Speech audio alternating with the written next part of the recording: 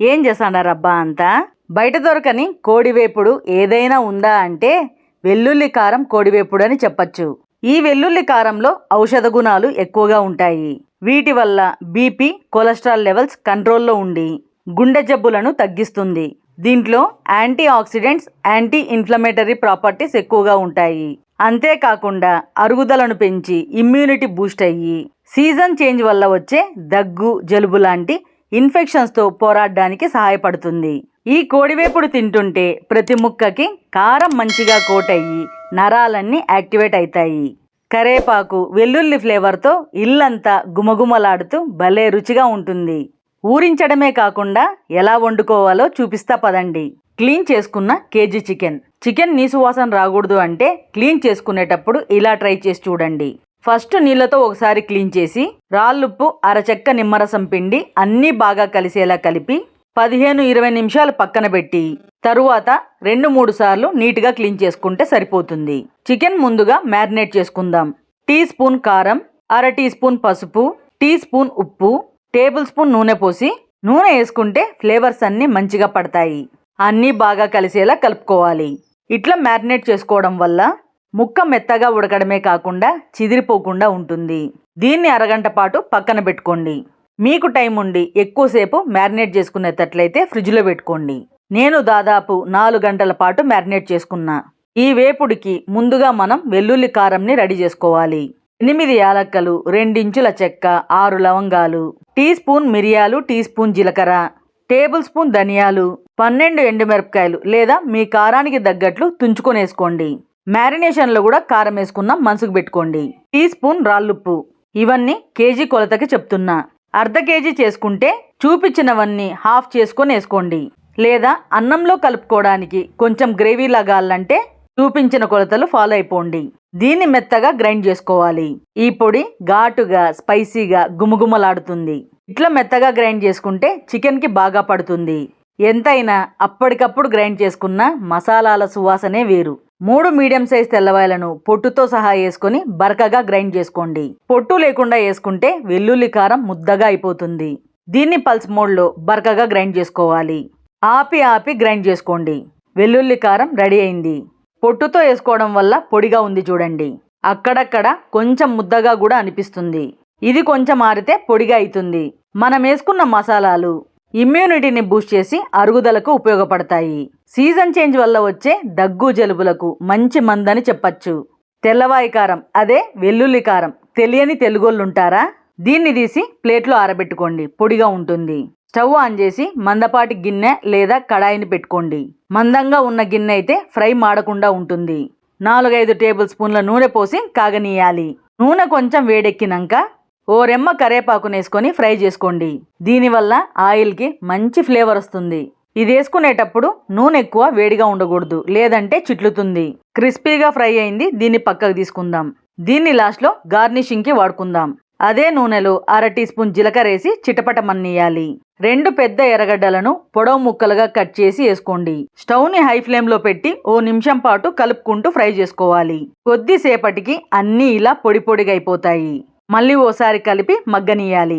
దీన్ని గొప్పదనాన్ని మన పెద్దలు ఒక్క మాటలో చెప్తారు.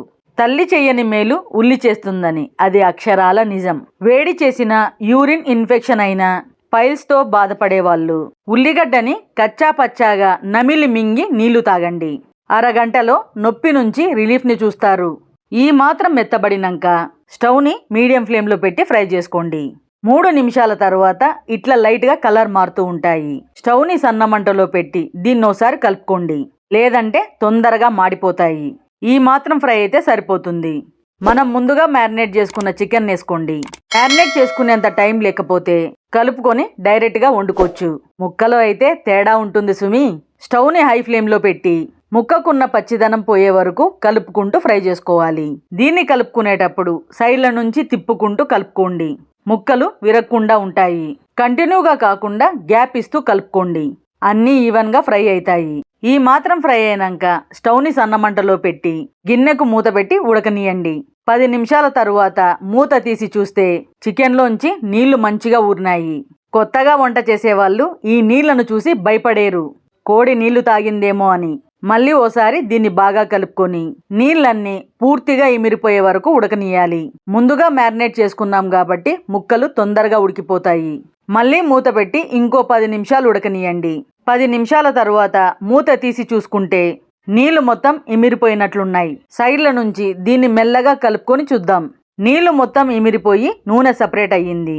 దీన్ని చూసి నూనె ఎక్కువ అయింది అనుకోకండి. మనం వేసిందే కాకుండా చికెన్లోంచి ఫ్యాట్ రిలీజ్ అయి ఉంటుంది. మనం ఇంకా కారం వేసుకొని ఫ్రై చేసుకోవాలి కాబట్టి ఈ నూనె కరెక్ట్గా సరిపోతుంది.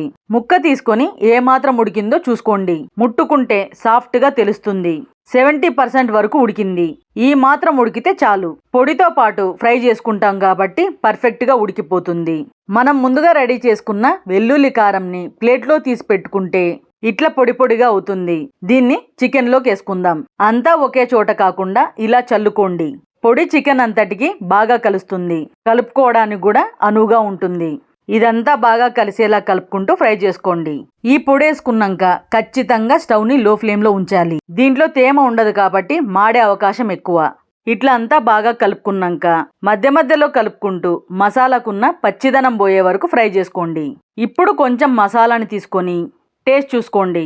ఏమైనా తక్కువ ఉంటే ఈ టైంలో అడ్జస్ట్ చేసుకోవచ్చు. కారం తక్కువ ఉన్నా ఇప్పుడు వేసుకోండి.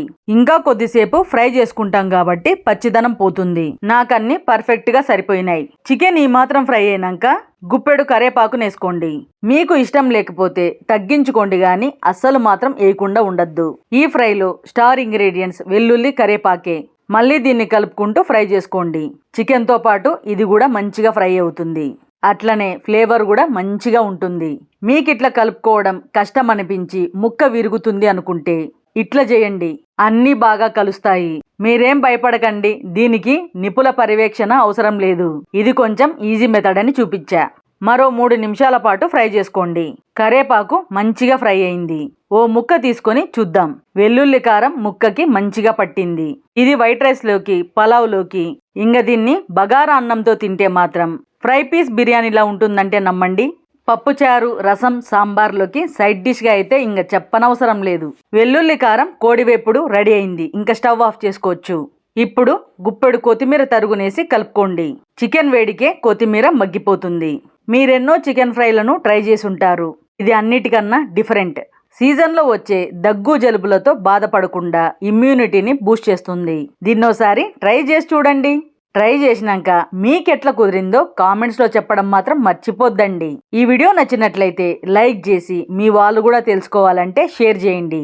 ఇట్లనే ఇంకా మంచి మంచి రెసిపీల కోసం మన ఛానల్ F3 ఫుడ్ ఫన్ ఫెస్టివల్ని సబ్స్క్రైబ్ చేయండి అబ్బా.